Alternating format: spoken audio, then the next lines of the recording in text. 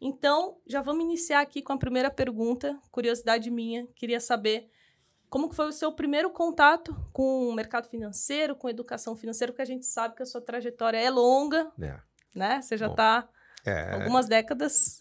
Pois é. Né? Então... Educação financeira mesmo, acho que o primeiro contato incipiente foi lá em 1996, eu estava no segundo ano de administração pública na Fundação Getúlio Vargas. Eu tive uma disciplina chamada Engenharia Econômica, que nada mais é do que matemática financeira aprofundada. Uhum. E os exemplos que o professor dava, professor Nivaldo Pilão, deve estar dando aula na GV ainda, acredito eu, mas os exemplos que ele dava eram exemplos que mexeram muito comigo. Ele brincava com a nossa realidade. Imagine você que daqui a uns 2 anos está trabalhando no mercado, está ganhando lá seus R$2.000. Você que mora com o papai e com a mamãe ainda, imagina se você poupa metade do que você ganha. Sim. Em quanto tempo você consegue transformar a sua vida?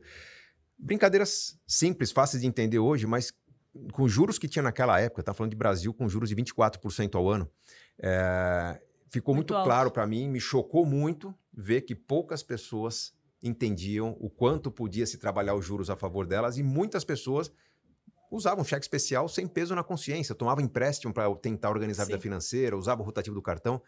Naquele momento me incomodou. Naquele ano mesmo, eu comecei a fazer um estágio no Citibank.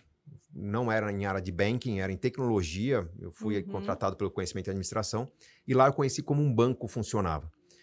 E eu via bankers muito bem intencionados, tentando prestar o melhor serviço possível. Entendi como é que funcionava a tesouraria, né? Tem que criar aquele spread em cima do cliente. Então, vamos oferecer o melhor, né? Mas tentar ser melhor que os outros. Não vamos ser tonto também, né? Temos que ganhar alguma coisa. Ficou remoendo na minha cabeça.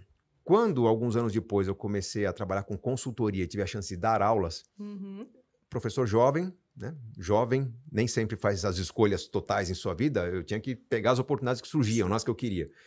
Quando surgiu o convite para dar aula, vinham aulas muito desgastantes, aulas que não eram boas de dar. Contabilidade básica, ativos e passivos, débitos e créditos, DRE, e para um público que não queria aprender finanças. Nossa. Era a aula básica de contabilidade no MBA Marketing, né? No MBA de advogados. Bom, vamos lá, o desafio, pegar um livro chato para ensinar um assunto chato para uma pessoa que não gosta do assunto chato. O que eu fiz? Eu decidi simplesmente quebrar um pouco a regra naquele momento. Ali, acho que foi a grande sacada da minha carreira. Eu, sabendo que os alunos não iam querer assistir minha aula, sabendo que eu tinha o desafio do horário, às vezes uma sexta-feira à noite, às vezes uma aula no sábado à tarde, eu comecei a propor aos alunos que, em vez de estudar contabilidade e ler os capítulos para se preparar para a aula, que eles trouxessem a declaração de imposto de renda. Vão aprender balanço, mas usando o próprio balanço. Nossa. Né? Então, imposto de renda, tem lá bens e direitos, vamos ver o ativo. Dívidas e ônus reais, passivo. Eu consegui, usando o imposto de renda, ensinar contabilidade para que a pessoa chegasse na prova e soubesse interpretar o balanço da Petrobras. Essa lógica funcionou e os alunos começaram a questionar. Pô, professor, você fala tanto de imposto de renda, de finanças pessoais, por que você não dá uma aula de finanças pessoais? E foi a pedido dos alunos que eu montei minha primeira aula de finanças pessoais, uma aula que não estava no escopo dos MBAs que eu dava aula, era uma aula complementar, eu dava pro bono, não cobrava. Mas ali, ao montar essa aula, nasceu uma apostila, essa apostila veio o convite para virar livro, ali começou um Foi movimento. Daí que surgiu os livros. Os livros. O primeiro livro. O primeiro livro, Dinheiro, o Segredo de Quem Tem, vamos dizer, a apostila vitaminada, é a apostila na forma de texto. E aí, daquele momento em diante, eu decidi dar tempo para a imprensa, né, para os convites que eu tinha. Quando você me convidou para falar aqui, o que eu penso? Não vou simplesmente bater um papo no podcast. Eu tenho uma plateia, eu tenho uma sala de aula muito grande me ouvindo. Sim. Eu sempre valorizei muito o tamanho da sala de aula. Então, se várias pessoas vão dar atenção à minha palavra, eu tenho que caprichar nessa aula e entregar a melhor aula possível.